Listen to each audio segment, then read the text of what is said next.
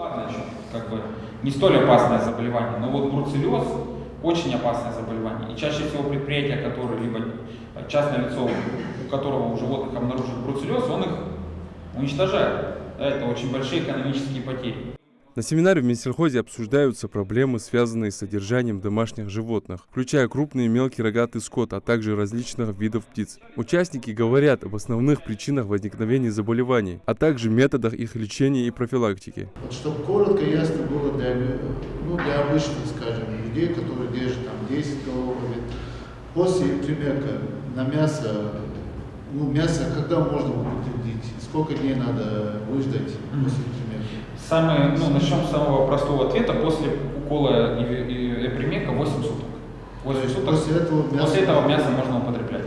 Усман Умазов, фермер со стажем, занимается своим любимым делом уже более 30 лет. Признается, что труд не из легких. В его хозяйстве 250 голов овец и 50 голов крупного рогатого скота. Услышав о проведении семинара, Усман пришел сразу, понимая, такие мероприятия дают ему ценные знания по ведению животноводства. Семинар, если почаще будет проводить, конечно, это очень полезно для тех, кто держит скот. Так, сегодня там очень много было новых препаратов, нам рассказали, но в дальнейшем будем с ними работать.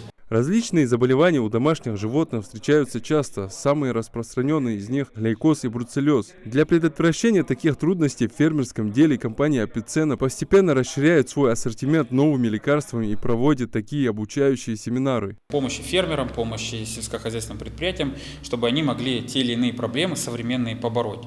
В Республике Ингушетия мы находимся по приглашению компании Инкорм. Здесь мы находимся уже 3 дня, посещаем определенные сельскохозяйственные птицеводческие предприятия, предприятия, связанные с КРС, МРС, с крупным мелким рогатым скотом.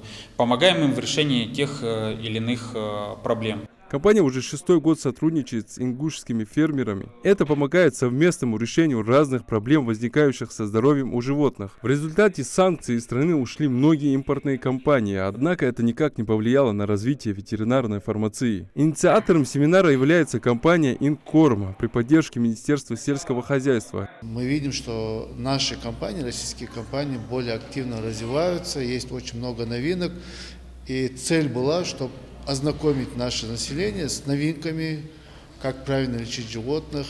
И компания у нас будет 3 дня в республике. Вчера это были посещения всяких хозяйств, птицефабрики, кто там КРС держит. Это мероприятие проводится уже во 2-й раз, и по словам организаторов, встречи станут периодическими.